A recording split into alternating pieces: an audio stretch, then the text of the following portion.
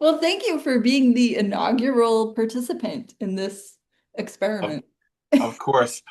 And that sound, I'm gonna close my door. My cat has age-related dementia, and she just wanders around crying sometimes. Oh, well, do you want to start or do you want me to? I Rock, guess paper, scissors. sure, okay. One, One, two, two, three, three, shoot. shoot. Oh, again. One, One, two, two, three, three. shoot. Oh, Ah. you covered. I guess it's your choice. Okay, well, I am going to go ahead and ask a question then. Okay, It is delightful to think of questions to ask someone I know and admire. It's very different than asking a stranger, for example. So sure. these are tailored for you. All right. Well, as soon as I found out we were doing this, I had 12 questions down and was like, I could do another 20. Well, we can continue this at another date if we feel like, wow, we want to keep doing it. I'm Yeah. open. So, all right. So I want to know, Carl Stoveland, what fairy tale are you living in right now? Oh goodness. Went right for the existential question, huh? Yep. Um,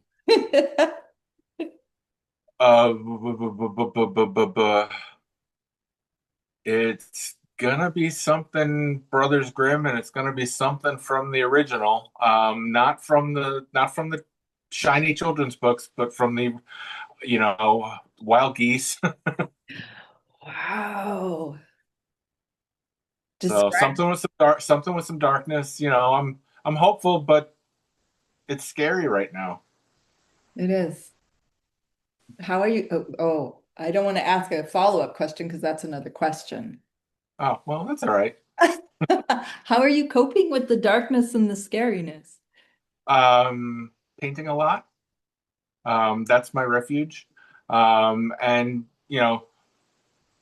being very involved in my urban sketching group and busy with mom. My days are full to the point where I don't get a whole lot of chance to dwell on the coping stuff. And generally, Wendy and I keep our head below the newspapers and the news feeds most of the time. And then eventually we look and go, ugh, okay, and go back down and into our hiding mode. Yeah, that's a good strategy. Um, Want to alternate or want Yeah, to? let's go back and forth. Okay, Okay. all right. All right. So Brothers Grimm, we it's on you. all right. We've talked before about being shaped by our childhood experiences in similar ways and recognizing it almost instantly when we met each other. Yeah. How much of your history informs your art to this day? Oh, wow. I would say it's more now than ever. Um, Over the last 18 months, I've been in therapy for panic disorder, Okay, and they also diagnosed me with PTSD because of my childhood. sure. Um, and it just, as it does in humans, it just you're very good, as I know you are as well, at covering, pushing down, and at some point, the amygdala just says, uh-uh. Yeah. And When it you finally when you finally tug on that thread, the sweater just starts to completely unravel. It does, but where the segue into art really came in was about a year ago. As part of the therapy, I did a heroic dose of mushrooms under the supervision of a therapist. Hmm. And so it was about 4 hours of hallucinating.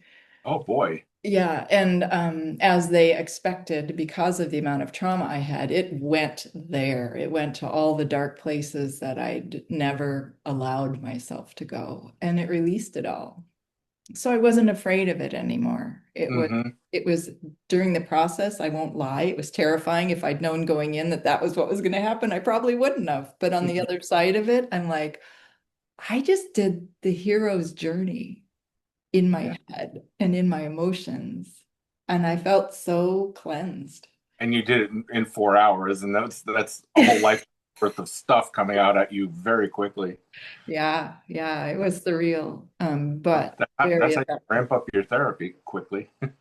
Well, yeah, I'd already been in therapy for a long time at that point, 6 months already at that point, and they were like, we need to bust through something because it's just not. going where we need it to go. If you're willing, we can. Hmm. I'm like, I'll do anything to feel better. So, and it has informed the art so much. I don't feel afraid anymore to try anything or to let my emotions come into the work or the blog or whatever. I just feel I very absolutely see that in what I'm reading, which is what brought the question out. okay. Yeah. Yeah. I I need, I mean, I know that while we come from a similar background and things, I think my the trauma of my childhood is much softer. ah, A lot more of it was my head and stuff, but there was a certain amount of bullying and stuff in my childhood and this and that. And it was really funny in that this past weekend, the first time ever while I was plein air painting, I encountered a mean heckler at 9 o'clock on a Sunday morning. I kid you not. I'm at the Green Market of all places with my friends painting. We're all separated out. And this guy starts in on me about how bad my work is and yada yada and starts screaming at me. And I spent my entire life running from that guy. And Sunday morning, I stood up, I crossed my arms, and I looked at him, realized I was like 5 inches taller than he was and had a longer reach. And I looked at his girlfriend who was standing next to him because she figured out what was going on and found him. And I looked at her because he was not changing his song. And I looked at her and said, he's going to get hurt. You know, yeah. please, please stop this. He's going to get hurt. It was a total bluff on my part because I haven't been in a fight since seventh grade, but she didn't know that. But I stood up and I have to tell you, I had to leave painting that morning. I could taste metal. My heart was pounding. I was like, there's no way I can paint. I'm going to go home and just veg out for a while. But I was happy with myself that I faced it. And, you know, also I had no choice because all my gear was there, a big rolling cart and my easel and, expensive stuff. It's like, it's not like I could shirk away from it. Good for you. You did the thing. You faced it and felt the fear afterward, but faced Yeah. Yeah. It was a couple hours afterwards. I was definitely on a little bit of a ride. adrenaline flooding Yeah. and all. Yeah. Ah, you are my role model. Yeah, Well, that's I a came I came to it from a much easier place, I'm sure, um but it was good. I felt good about myself that I stood up and said, "Not today." can I ask a follow-up question on that? Yeah, Do you think that your your embracing of your life of creativity and all the self-knowledge and confidence that goes with that helped you to stand up in that moment? Did it empower I'm you? absolutely sure it is because the the part of the plein air thing and the sketching is not being afraid of showing my work in front of other people. And that was I dropped art courses left and right in college when it came time for the critiques because I didn't want to hear the hard words. So this was, you know, big, and it all came from, yes, putting myself out there, giving talks, being in front of other people. I don't put on the tutu necessarily, but I get out there and it's part of my growth is that I've, been out there in front of groups and talked, and I don't mind doing it now. I just feel like you had a full circle moment there. I felt like I did too. Wow. Wow, wow, wow. Not the Sunday morning I expected to have.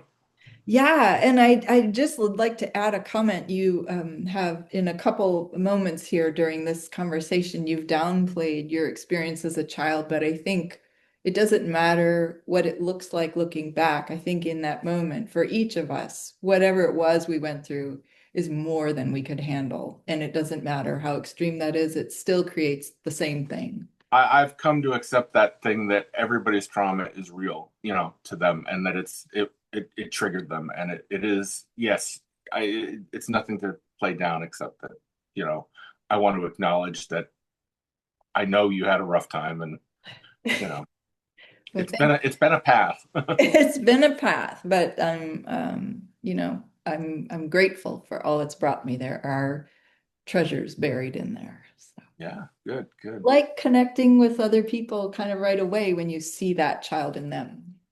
Yeah, that Yeah. was. that was a moment too. I had just moved to town and didn't know anybody at that gallery that I put my work into. And you pop up and you're like, I really like this, and start talking to me. And I'm like, okay, now I'm going to have to engage.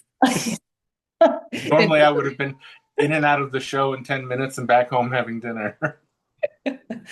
Well, as a fellow introvert, I know how hard that is. So.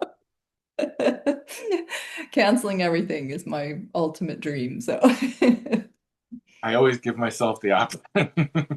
yeah. Well, just to say one more thing about your experience, that thank you for sharing that was that I think we are so conflict avoidant that sometimes that introversion can be just to avoid those things like hecklers or critiques or whatever, just that butting against someone because that can mean danger, Will Robinson. Yeah, So, yeah. you don't want to let the madman out. No, no. Good for you.